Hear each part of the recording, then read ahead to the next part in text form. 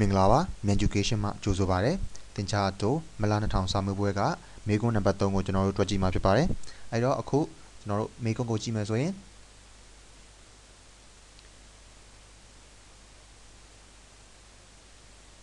အဲ့တော့မေကွန်းကကျွန်တော်တို့ဒီ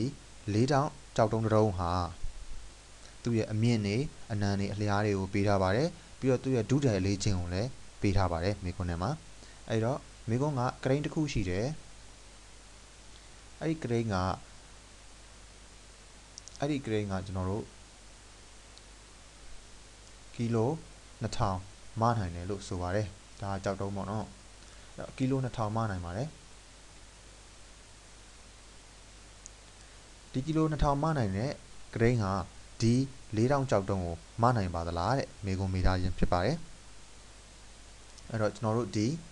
4000ကြောက်တုံးကိုကြည့်မယ်ဆိုလို့ရှိရင်သူ့ရဲ့အမြင့်ဟာ80 cm ပေးထားပါတယ်သူ့ရဲ့အလျားဟာဆိုလို့ရှိရင်2.1 မီတာပေးထားပါတယ်သူ့ရဲ့အနံဟာဆိုလို့ရှိရင်32 cm ပေးထားပါတယ်အဲ့တော့ကျွန်တော်တို့ဒီမှာဘာပြဿနာတက်နေလဲဆိုတော့သူ့ရဲ့မှတ်သားထားတဲ့မီတာရင်းနဲ့စင်တီမီတာတွေကရှုပ်ထွေးနေပါတယ်အဲ့တော့ဒီကောင်တွေကိုကျွန်တော်တို့ကိန်းဂဏန်းတွေတူတော့မှတ်သားတဲ့ကဏ္ဍတွေတူသွားအောင်ကျွန်တော်တို့အရင်ရှင်းပြကြပါမယ်အဲ့တော့80 cm ဟာဆိုလို့ရှိရင်ကျွန်တော်တို့မီတာပြောင်းရင်အရှိကို3 နှလုံးခုံရပါတယ်အဲ့တော့3.83 မီတာဖြစ်ပါတယ်ဒီလိုပဲ32 cm ဆိုရင်လည်းကျွန်တော်တို့မီတာပြောင်းရင်လို့ရှိရင်အရှိကို3 နှလုံးခုံရတာဖြစ်တဲ့အတွက်ကျွန်တော်တို့3.32 မီတာဖြစ်ပါတယ်အဲ့တော့ဒီကောင်တွေကိုကျွန်တော်တို့မီတာပြောင်းပလိုက်ပြီဒါက3.83ဒီကောင်က3.32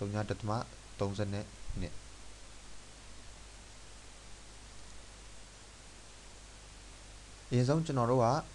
သူ့ရဲ့အလေးချိန်ကိုသိချင်ကျွန်တော်တို့ volume ရှာပါမယ် volume ကိုရှာခြင်းနဲ့ဆိုလို့ရှိရင် volume ကကျွန်တော်တို့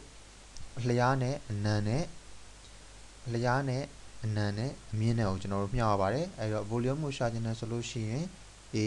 မြောက် B မြောက် C အဲ့တော့ဒီကောင်ကို A ပဲသတ်မှတ်လိုက်ပါစို့ဒီကောင်ကို B လို့သတ်မှတ်ပါစို့ဒီကောင်ကို C လို့သတ်မှတ်မယ်ဆိုလို့ရှိရင်ကျွန်တော်တို့ဒီ3ခုကိုမျှအောင်မှာဖြစ်ပါတယ်အဲ့တော့ volume ကိုရှာခြင်းနဲ့ဆိုလို့ရှိရင်ခုကျွန်တော်တို့ပေးထားတဲ့ကဏ္ဍတွေကဘာတွေလဲ 1.1 မီတာရှိတယ် 1.13 မီတာမြောက် 3.83 မီတာမြောက် 3.32 မီတာဖြစ်ပါတယ်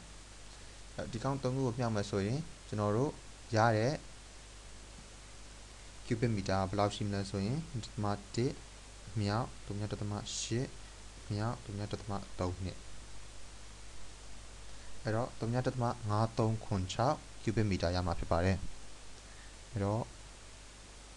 3.5396 ဒီမှာမီတာကိုကျွန်တော်တို့3ကမြောက်တဲ့အတွက် cubic meter m 3 တက်ရမှာဖြစ်ပါတယ်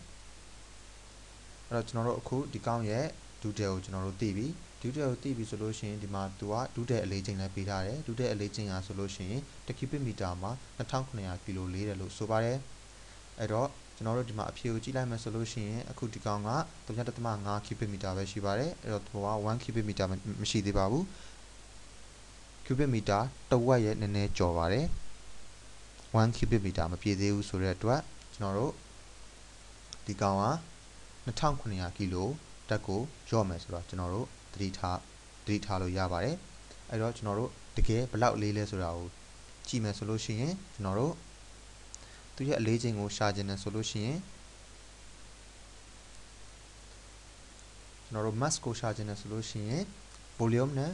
ကျွန်တော်တို့ဒီ density နဲ့ကိုမျှလို့ရပါတယ်အဲ့တော့ volume နဲ့ density နဲ့ကိုမျှမယ်ဆိုလို့ရှိရင် volume ကကျွန်တော်တို့ 3.536 cubic meter မြောက်ဒီမှာဘယ်လောက်ပေးထားလဲဆိုရင် 1.9 မြောက်13တက်ဆိုတော့ဒါကကျွန်တော်တို့2900 kg နဲ့တူပါပဲအဲ့တော့ 1.9 အမြ30 3 ဓာတ် kg cubic meter နော်1 cubic meter မှာ2900 kg အဲ့တော့ဒီကောင်ကျွန်တော်တို့ကလွယ်ကူကူနဲ့ပဲကျွန်တော်တို့ရှင်းချလိုက်မယ်ဆိုရင်5396 cubic meter အမြ2900 kg per cubic meter အဲ့တော့ကျွန်တော်တို့ဒီ cubic meter နှစ်ခုကိုကျွန်တော်တို့ရှင်းလို့ရပြီ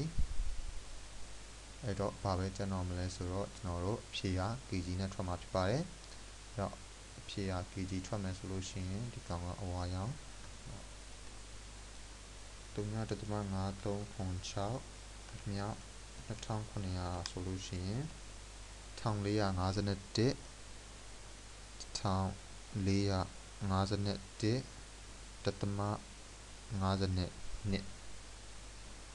ဟုတ်ပြီနော်အဲ့တော့ဖြေရ1451.52 kg ဆိုလို့ရှိရင်1400 kg ကျော်1400 kg နည်းနည်းပဲကျော်ပါတယ်အဲ့တော့ grain က2000 kg အထိမလို့ရတယ်ဆိုလို့ရှိရင်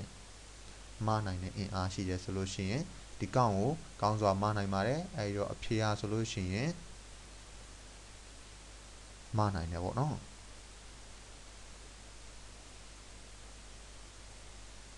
ကြောက်တုံးကိုမနိုင်ပါသည်